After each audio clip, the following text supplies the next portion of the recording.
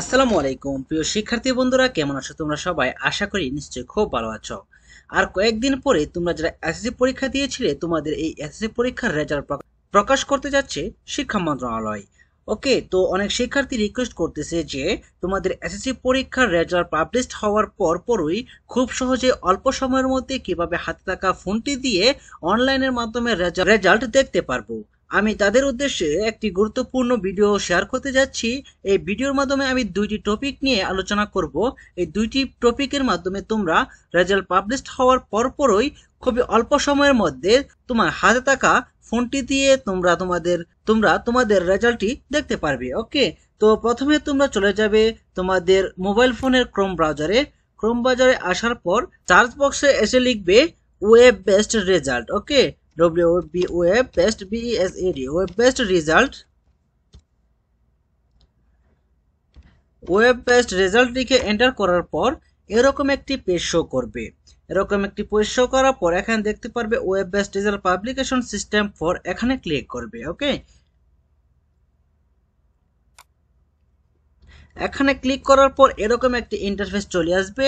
আমি আরেকটি অপশন দেখাচ্ছি, তোমরা এই ইন্টারফেস থেকেও কিন্তু তোমাদের রেজাল্টটি দেখতে পারবে। আরো একটি সহজ নিয়ম দেখিয়ে দিচ্ছি। এখানে এসে লিখবে এডুকেশন বোর্ড রেজাল্ট। এডুকেশন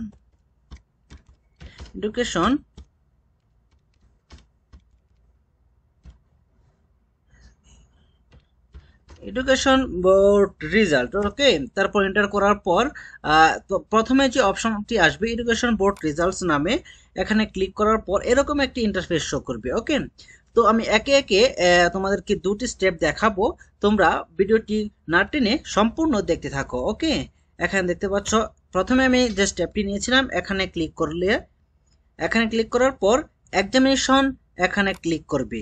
তারপর তোমরা এখানে দেখতে পাচ্ছ এসএসসি দাখিল ইকুইভ্যালেন্ট, এখানে ক্লিক করবে। তারপর ইয়ার, তোমরা কত সালে পরীক্ষা দিয়েছো? 2023 সাল, এখানে ক্লিক করবে। এখানে ক্লিক করার পর বোর্ড চয়েস এখানে দিবে, তুমি কোন বোর্ড থেকে পরীক্ষা দিয়েছো। আমি একটি বোর্ড সিলেক্ট করি, ঢাকা বোর্ড। তারপর রেজাল্ট টাইপ, তুমি যদি দেখতে চাও তোমার পার্সোনাল রেজাল্ট যদি দেখতে চাও তাহলে ইন্ডিভিজুয়ালের রেজাল্টে ক্লিক করবে। তোমার প্রতিষ্ঠানের বিদ্যালয়ের সকলের রেজাল্ট দেখতে চাও তাহলে ইনস্টিটিউট রেজাল্টের উপর ক্লিক করবে। ওকে, আমি যেহেতু পার্সোনাল রেজাল্টটি দেখাতে চাচ্ছি তাহলে ইন্ডিভিজুয়াল রেজাল্টে ক্লিক করব।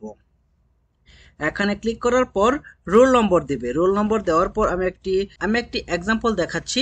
এখানে ক্লিক করার পর তারপর তোমরা রেজিস্ট্রেশন নাম্বার দিবে। ওকে, তারপর রেজিস্ট্রেশন নাম্বার দিবে। ওকে,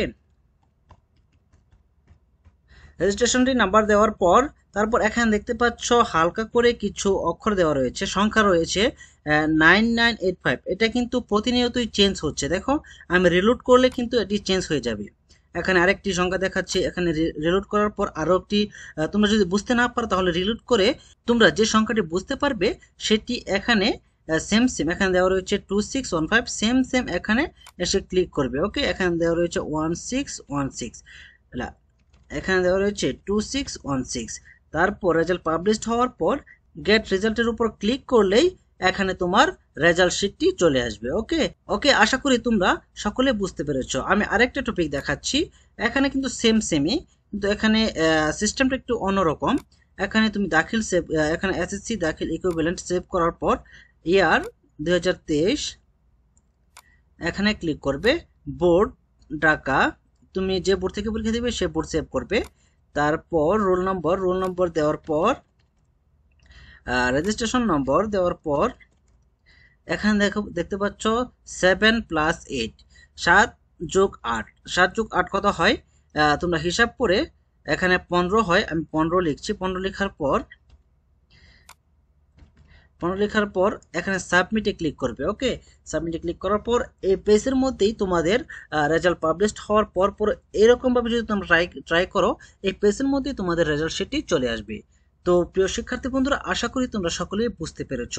পরবর্তী আপডেট এবং সকল প্রকার শিক্ষা সংক্রান্ত আপডেট নিউজ পাওয়ার জন্য চ্যানেলটিকে সাবস্ক্রাইব করে রাখতে পারো। ধন্যবাদ সবাইকে। আসসালামু আলাইকুম।